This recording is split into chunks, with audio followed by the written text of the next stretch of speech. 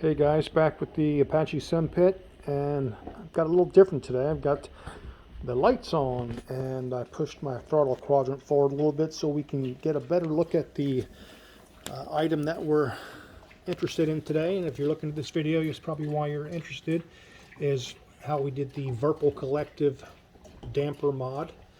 I'm going to take it a little bit closer, and I have to apologize. I wanted to make this video a lot earlier, but in the process, my wife I tried to keep all the packaging so I could tell everybody what the parts were for those of you who want to try to do this at home.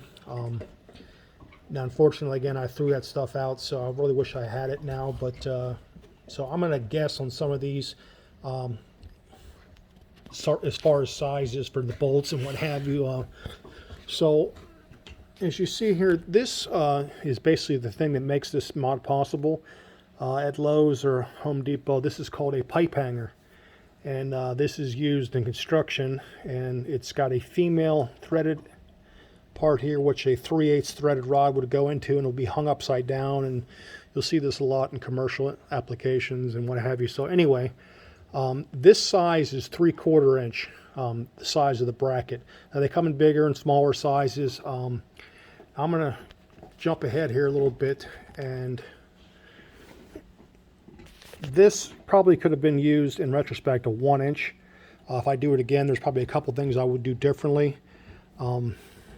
So for those of you who've seen my damper mod or familiar with this stabilizer, the bushing in here is a certain diameter. Now the rod, what they call all thread, which is a threaded rod that you can cut to length and put inside this pipe hanger, that would have been perfect for me with this clamped down and gave me a nice perpendicular mounting point for the top of this bracket. Now, since the I guess the diameter or circumference of the inside of the this bushing here on the stabilizer is smaller, would not allow me to push a 3/8 inch threaded all rod through there. So unfortunately, what I had to do was use a smaller diameter because I really didn't want to deal with the drill press and pressing and drilling out this bushing here any larger to accommodate that 3/8 all thread rod. So what I did, I cheated. I just got it's going to be really hard to see, but this is just a bolt. So it's just like a square, regular headed bolt that I pushed through, which is a smaller diameter than the 3/8. Now this doesn't need to be threaded on because what's keeping it in place is the torsion from all these bolts. So this is sitting free here, but this nut on the outside here is helping kind of hold that perpendicular and give me a strong mount point. So you'll see with that through there, we have the pipe hanger. Then I want it with the same diameter, and you have to excuse me, I don't remember exactly 5/16, I don't know. Anything that'll fit through there obviously will work. Then you'll see the next level, we've got just a flat washer. Then we're back to the steering damper. And as you can imagine on the other side, we've got another washer that's pressed against the bushing. And then we finish it off with a nylon lock nut. So from here to here, you want to kind of get this tight, but you don't need to crank this down. This nylon lock nut allows it to obviously not back off. So you'll see it allows it to pivot. So once that's mounted, and here's the thing that's going to differ for everybody's setup. I mean, I don't think there's, too many people who have collectives or, have them mounted the same way. So what I did, and I'm going to show you what I did, and I know some people might have these mounted on desk chairs or, I really don't know. Everybody's so particular how their mounts. I have this platform box. Let me zoom out here, which I have a car seat mounted to, and I went ahead and put the Virpil mount on the side here, so you have the pivot like so. So I just basically made it easy to just mount it into this plywood box. So all I did again was just took a